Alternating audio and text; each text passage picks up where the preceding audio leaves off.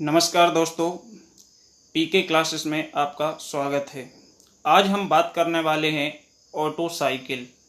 Okay, तो इसकी बात करने से पहले आपको बता दूं, यदि आप रियली जानना चाहते हैं कि ऑटो साइकिल क्या होती है, कैसे काम करती है, किस इंजन पर बेस्ड है, तो इसके लिए आपको वीडियो अंत तक देखना होगा।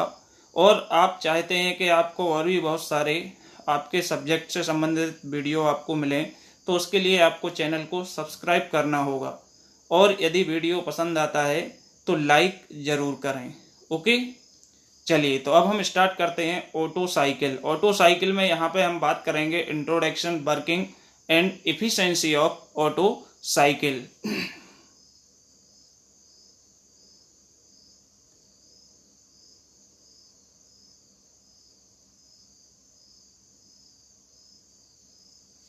तो इंट्रोडक्शन में ऑटो साइकिल क्या होती है।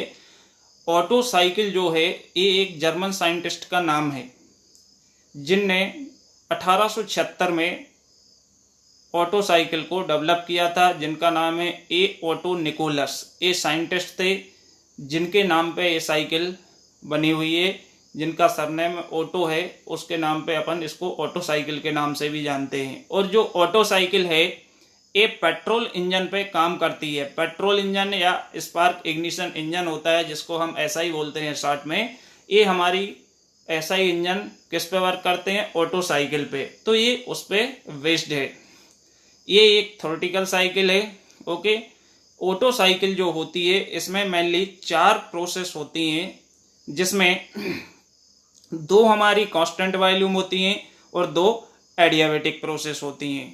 ओके, चलिए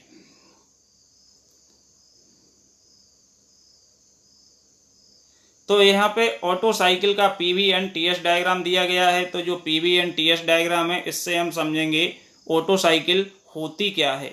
ओके, तो जो ऑटो साइकिल है इसको प्रेशर वॉल्यूम डायग्राम में दिखाया गया है।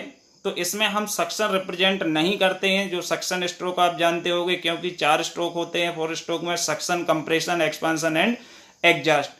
तो क्या है कि जो सक्शन है वो हमारा हम सराउंडिंग प्रेशर पर लेते हैं, एक कांस्टेंट प्रेशर पर लेते हैं, जिसको हम साइकिल में रिप्रेजेंट नहीं करते, और चाहें तो हम दिखा भी सकते हैं। तो यहाँ पे जो साइकिल है इसमें हमारी प्रोसेस 1-2, जो प्रोसेस 1-2 है ये हमारी कौन सी है, एडियाबेटिक कंप्रेशन प्रोसेस। क्योंकि सक्शन के बाद क्या आता है, कंप्रेशन। तो कांस्टेंट प्रेशर पे जब हमारे सिलेंडर में चार्ज आ जाता है तो उसके बाद क्या होता है, वो कंप्रेस होगा। तो कंप्रेस होगा तो इसमें क्या होगा, ड्यूरिंग कंप्रेशन के दौरान क्या होता है कि वॉल्यूम हमारा घटता जाता है, तो प्रेशर, टेम्परेचर क्या होगा, इंक्रीज होगा, बढ़ जाएगा। तो जो प्रोसेस 1-2 है ये हमारी एडियाबेटिक, इसको हम आइसेंट्रोपिक भी बोलते हैं, ये कंप्रेशन प्रोसेस होती है, जिसमें एंट्रोपी है, जो एंट्रोपी क्या होती है, कांस्टेंट होती है। ओके, इसके बाद जैसे कंप्रेशन कंप्लीट होता है, इसके बाद हमारी आती है प्रोसेस 2-3। तो 2-3 में क्या होता है कि वॉल्यूम कांस्टेंट है, जो पॉइंट 2 पे आयतन है वही आयतन हमारे पॉइंट 3 पे भी है। तो इसका मतलब है V2 इक्वल क्या है, V3 है। ओके, तो यह जो 2-3 प्रोसेस है यह हमारी कांस्टेंट वॉल्यूम प्रोसेस है, जिसमें हमारी ऊष्मा सप्लाई होती है, क्योंकि यहीं पे हमारा जो चार्ज है, पेट्रोल एयर मिक्स, वो हमारा क्या होता है, सिलेंडर में जलता है जब स्पार्क प्लग स्पार्क प्रोड्यूस करता है। ओके, तो ये constant volume heat supply process होती है, वो है आपकी 2-3।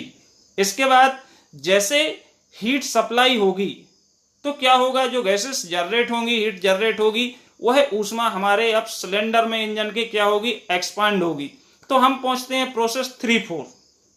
तो जो प्रोसेस 3-4 है यह हमारी एडियाबेटिक एक्सपांशन प्रोसेस है। एडियाबेटिक एक्सपांशन प्रोसेस, जिसमें हमको क्या हो रहा है, वर्क जनरेट हो रहा है, हमको वर्क मिल रहा है। तो जो 3-4 वो है एडियाबेटिक एक्सपांशन प्रोसेस है। इसमें गैसेस हमारी सिलेंडर के अंदर एक्सपेंड होती हैं, फैल जाती हैं। तो क्या होता है, वॉल्यूम बढ़ जाता है, तो प्रेशर क्या होगा, प्रेशर कम हो जाएगा, प्रेशर हमारा डिक्रीज होता है। ओके, चलिए नेक्स्ट प्रोसेस आती है 4-1। तो जो पॉइंट 4 होता है, यहाँ पे क्या होता है, हमारा जो एग्जॉस्ट वाल्व होता है वो खुल जाता है। तो अचानक हमारी क्या है, प्रेशर ड्रॉप होता है 4 से लेके 1, कांस्टेंट वॉल्यूम पे, क्योंकि जो गैसेस हैं, धुआं है, वो सिलेंडर से बाहर निकलने के लिए रास्ता खुल गया, मींस अचानक सिलेंडर के अंदर दाब है वो कम हो जाएगा। तो ये प्रेशर 4 से 1 तक क्या होता है, ड्रॉप होता है। तो जो प्रोसेस 4-1 है ये हमारी कौन सी है, constant volume heat rejection process, जिसमें आपको दिखाया गया पीवी डायग्राम में Q out. Q means heat को हम क्यू से रिप्रेजेंट करते हैं, आउट मींस बाहर, हीट हमारी सिलेंडर से क्या हो जाएगी, यहाँ पे बाहर हो जाएगी। तो जो प्रोसेस 4-1 है यह कांस्टेंट वॉल्यूम या फिक्स आयतन, नियत आयतन प्रोसेस है, जिसमें ऊष्मा हमारी कांस्टेंट वॉल्यूम पे रिजेक्ट होती है। ओके, चलिए अब इसमें ये टीएस डायग्राम है, तो टीएस डायग्राम में जो हमारी प्रोसेस एडियाबेटिक होती है उसमें एंट्रोपी कांस्टेंट होती है। जैसे 1-2 हमारी एडियाबेटिक कंप्रेशन है, तो adiabatic means no heat supply no heat reject. तो जहां पे हीट सप्लाई हीट रिजेक्ट नहीं हो रही वहां पे एंट्रोपी क्या है, कांस्टेंट है। लेकिन हमारा वर्किंग सब्सटेंस कंप्रेस होगा तो क्या होगा, टेम्परेचर बढ़ रहा है 1 से लेके 2 तक। इसके बाद जो 2-3 है ये हीट सप्लाई प्रोसेस है। तो हीट सप्लाई में क्या होता है, जब कोई चार्ज जलेगा, कंबस्टन होगा, तो क्या होगा कि उसका टेम्परेचर इंक्रीज होगा, क्योंकि हीट ऐड हो रही। तो हीट जब ऐड होगी तो उसकी एंट्रोपी भी इंक्रीज होगी। तो एंट्रोपी आपकी 2 से 3 तक बढ़ रही है और टेम्परेचर आपका 2 से 3 तक बढ़ रहा है। ओके, इसके बाद 3-4 क्या है, फर्दर एडियाबेटिक आ गई। तो एडियाबेटिक है मतलब एंट्रोपी जो है वो कांस्टेंट है। तो ये जो 3-4 है ये हमारी कांस्टेंट एंट्रोपी है, जिसमें हमारा क्या होता है, वर्कआउट, क्योंकि हमारी गैसेस सिलेंडर में एडियाबेटिकली एक्सपेंड होती हैं, जिससे वर्क जनरेट होता है और प्रेशर और टेम्परेचर डिक्रीज होता है, घटता है। इसके बाद प्रोसेस 4-1 है, तो 4-1 जो होती है वो हीट रिजेक्शन प्रोसेस होती है। इसमें क्यू आउट हो रहा है, तो ये आपकी क्या है, हीट रिजेक्ट होगी। हीट रिजेक्ट होगी तो टेम्परेचर डिक्रीज होगा, करस्पॉन्डिंग एंट्रोपी आपकी कम होगी, क्योंकि हीट रिजेक्ट हो रही है। तो रिजेक्ट होने पे एंट्रोपी घट रही है और सप्लाई होने पे एंट्रोपी बढ़ रही है। ओके, चलिए अब इसकी जो इफिशियंसी है, इफिशियंसी के लिए हम यहाँ पे कंसीडर कर लेंगे m kg mass of working substance used as a gas air. जो सिलेंडर के अंदर वर्किंग सब्सटेंस होता है उसको हम गैस लेके चलते हैं, क्योंकि ये हमारी साइकिल एयर स्टैंडर्ड साइकिल कहलाती है। एयर स्टैंडर्ड मतलब इसमें जो वर्किंग सब्सटेंस है वो दैट एज्यूम एयर, उसमें हम क्या मान के चलते हैं, एयर। ओके, तो इसमें हम देख लें क्या क्या होता है। हीट सप्लाई जो होती है उसको QS से रिप्रेजेंट करते हैं, और QS equal mCV T3 minus T2। Okay, m mass of gases है, CV स्पेसिफिक हीट होती है कांस्टेंट वॉल्यूम पे, and T3 minus T2 change in temperature. ये हमारे चेंज इन टेम्परेचर है, क्योंकि हीट क्या होती है, mCDT, m mass, C specific heat and dt change in temperature. तो हीट सप्लाई जो है वो है हमारी क्या, mCV T3 minus T2। Heat rejection है, इसको हम QR से रिप्रेजेंट करते हैं। ये हमारी 4-1 प्रोसेस में रिजेक्ट हो रही है, तो ये हमारी हो जाएगी mCV T4 माइनस T1। तो CV कांस्टेंट वॉल्यूम को रिप्रेजेंट करता है। ओके, अब हमारी जो इफिशियंसी होती है ये होती है work done upon heat supply. हम सभी जानते हैं, तो वर्क डन यहाँ पे आउटपुट है और हीट सप्लाई है वो है इनपुट। तो work done upon heat supply, तो वर्क डन जो होता है वो किस किस का डिफरेंस होता है, heat supply minus heat rejection, इन दोनों का जो डिफरेंस होता है वो हमारा क्या है, वर्क डन। तो इसमें हम पुट कर देंगे, तो ये हमारा जो वर्क डन है यहाँ पे हम पुट करेंगे, तो जो वर्क डन है, वर्क डन हमारा QS माइनस QR, तो हमने QS और QR की वैल्यू पुट कर दी है इसमें और QS की कर दी है। तो इसमें हमारा क्या है, mCV है जो ये कैंसिल हो जाएगा क्योंकि ये कॉमन है, और हम इसको सेपरेटली डिवाइड करेंगे। तो T3 minus T2 upon T3 minus T2 minus T4 minus T1 upon T3 minus T2। तो जो फर्स्ट टर्म है T3 minus T2 upon T3 minus T2 ये कैंसिल हो जाएगी, तो यहाँ पे 1 बचेगा।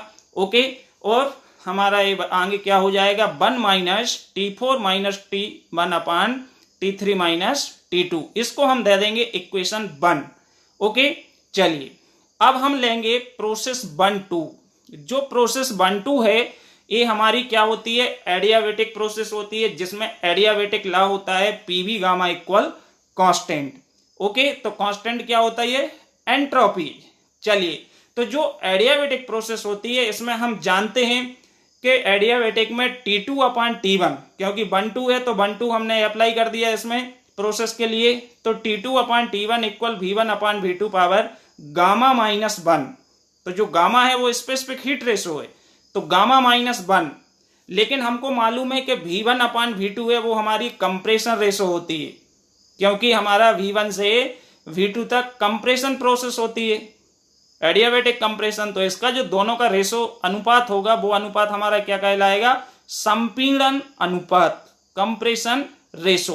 तो इसकी जगह पे हम V1 अपान V2 इक्वल लिख सकते हैं क्या, RC। RC रिप्रेजेंट किसको करता है, संपीड़न अनुपात के लिए। ओके, तो यहां पे T2 इक्वल हो जाएगा T1 into RC power gamma minus 1। Okay, तो ये T2 की वैल्यू मिल गई। सिमिलर अब हम प्रोसेस 3-4 लेंगे। तो जो प्रोसेस 3-4 है ये हमारी एडियाबेटिक एक्सपांशन प्रोसेस है, तो इसमें भी सेम आपका होगा apply, PV gamma equal constant. तो जब हम दोनों पॉइंट पे अप्लाई करेंगे 3 और 4 पे, तो टेम्परेचर में हमारा आ जाएगा T3 अपान T4 इक्वल V4 अपान V3 पावर गामा माइनस 1। लेकिन हमें मालूम है कि V4 इक्वल V1 है, क्योंकि वॉल्यूम कांस्टेंट है आयतन, एंड V3 इक्वल V2 है, यहां भी आयतन कांस्टेंट है, नियत है।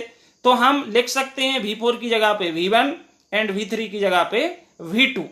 तो ये हमारा क्या हो जाएगा, ये फिर हमारा कंप्रेशन रेशो बन जाएगा। तो इसमें हम T3 equal T4 RC power gamma minus 1 आ जाएगा, जिसमें हमें T3 की वैल्यू आ गई। तो अब हम इस T2 एंड T3 की वैल्यू को इक्वेशन फर्स्ट में पुटअप करेंगे, तो हमें मिलेगा क्या है, T1 minus T4 minus T1 अपान T4 RC power gamma minus 1 minus T1 RC power gamma minus 1। तो जो नीचे टर्म है इसमें से हमको RC पावर गामा माइनस 1 हम कॉमन ले लेंगे, तो हमें क्या मिलेगा, 1 माइनस 1 अपान RC power gamma minus 1 into T4 minus T1 अपान T4 माइनस T1। तो T4 माइनस T1 अपान T4 माइनस T1 कैंसिल हो जाएगा, तो आपकी जो फाइनल बचेगा वो इफिशियंसी इक्वल 1 माइनस 1 अपान RC power gamma minus 1। Okay, तो ये हमारी ऑटो साइकिल की इफिशियंसी होती है। जो RC है वो कंप्रेसर रेशो है, और इसी पे हमारी पेट्रोल इंजन की इफिशियंसी है वो निर्भर करती है। कंप्रेसर रेशो यदि हम घटाते बढ़ाते हैं तो इफिशियंसी बढ़ाने पे बढ़ती है, और कम करेंगे तो घटेगी। ओके, अब यदि आपको पसंद आया, वीडियो समझ में आए, तो आप लाइक करें और बेल आइकन का बटन भी प्रेस करें, जिससे आपको न्यू वीडियो के नोटिफिकेशन मिल सकें। चलिए, थैंक यू।